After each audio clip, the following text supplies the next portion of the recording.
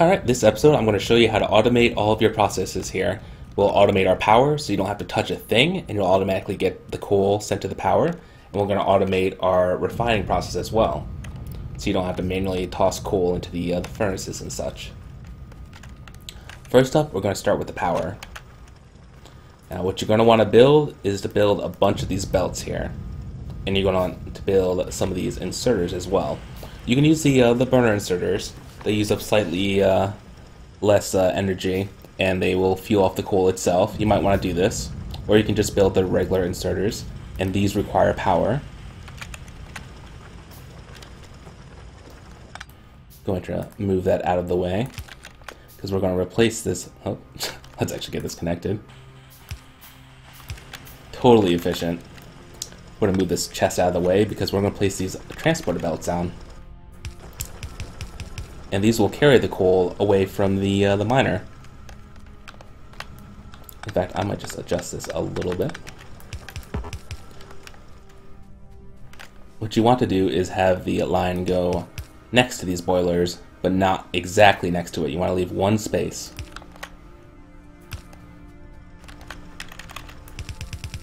This is also why I have the underground pipe here. Makes room for more expansion too, so you can have more lines of these.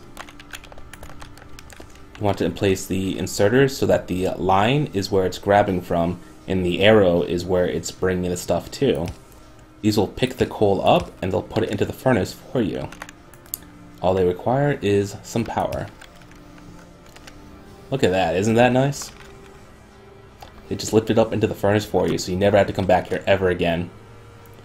So this coal powers the furnace, which powers the miner, which makes the coal that powers the furnace. The perfect circle here. And you can click on one of these poles right here. It'll show you your electrical network info here. And as you can see, we're producing plenty of power, and the more power we require, like the more machines we have, the more coal it'll have to burn to heat up the water to get the steam engines going. You can always build more steam engines on the end here and more boilers to heat up the water. I believe the one offshore pump will be enough for like 14 boilers and 10 steam engines all in a row. So that's quite a lot of power. Now that we've automated that, I want to come over here. In fact, we need to stretch the power out over here. This is where the better poles will definitely help a lot later on.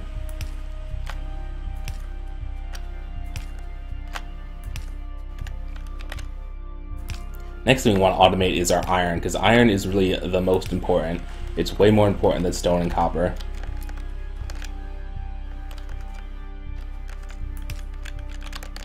Now, hopefully I can get enough iron here. Oh, there's no iron in here. Let's fuel these up.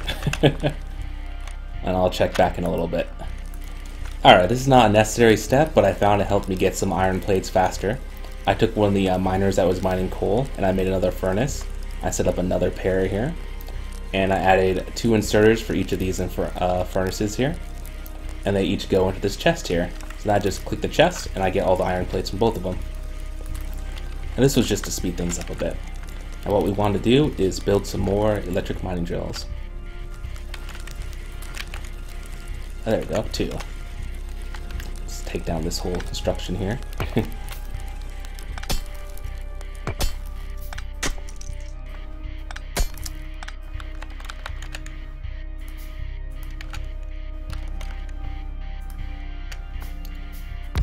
Now, I recommend setting these up with one spot in between them, so you can put a belt down like so.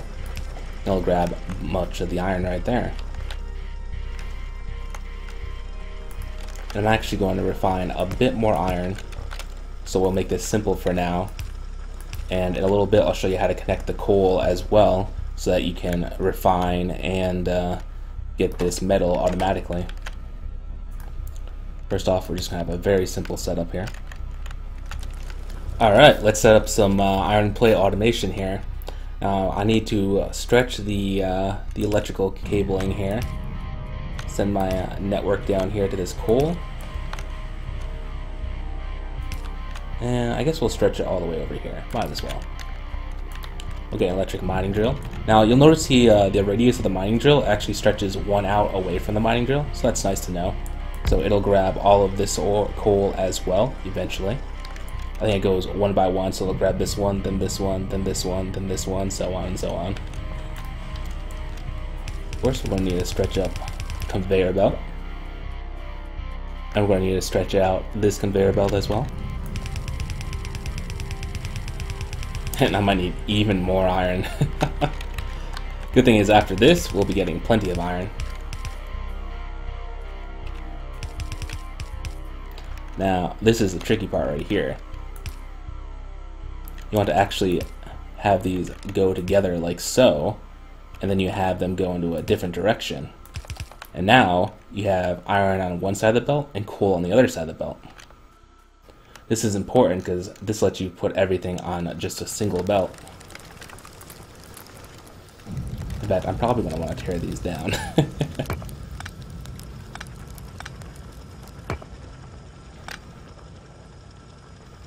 Oh, as you see, my iron pick broke. Later on, you'll be able to make a better pick that will last a lot longer. You can definitely tell when they break, though, that's for sure.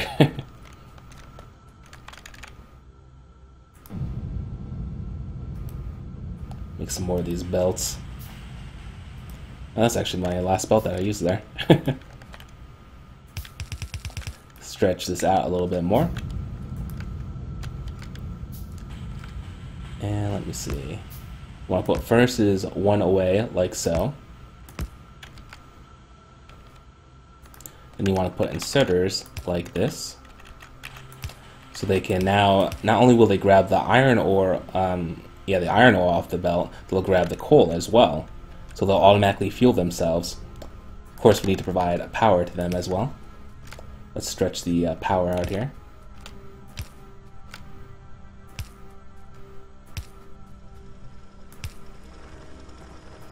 Perfect. As you see, the furnaces are now getting the ore and they're getting the fuel. Now you want to stretch out some like this. Get some belt in there. Get some more inserters on the other side like so. In fact, I also want to build some more furnaces. I have plenty of stone.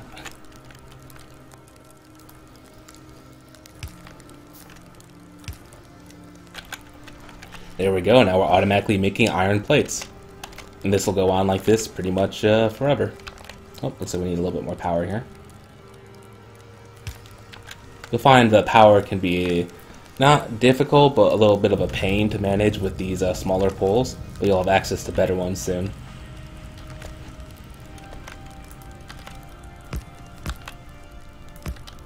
I'm just placing these for the future, plan this out a bit. Now I have 10 furnaces here, so that's good enough for 5 of the mines over there. Then I'm going to bump it up to 12. The only thing that's really stopping me is I'm just concerned about how much these belts can handle. Because oddly enough, if I have all these furnaces active, they'll be grabbing the ore off and the coal off the belts before it can even get over here. Later on, you can also get faster belts to fix that issue. We're going to do the same thing that I did over there. Oh, shoot, I actually need some more belts. Look at how much iron I'm making now, though. It's like crazy. Well, it's only twice as fast right now, but as you can see, we can easily increase that.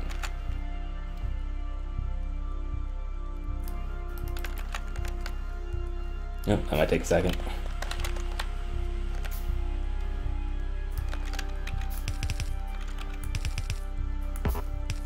And I like to join it up like this again. So now the belt is double-sided, so it's very efficient for carrying the iron plates to where it's going to go in the future. We'll get to that later into manufacturing. And with this setup, you can see how you can easily expand to get more furnaces cooking ore and more mines mining up ore to create a ridiculous amount of iron plates, and you will need them. You'll be surprised at how many iron plates you need. You can also set up a similar system for the copper up here as well. And I like to get a nice line of copper next to my my iron plate belt here. And if you ever notice you're short on coal, you can always just build more coal mines. In the next episode, we'll go over research and manufacturing. Thanks for watching, guys.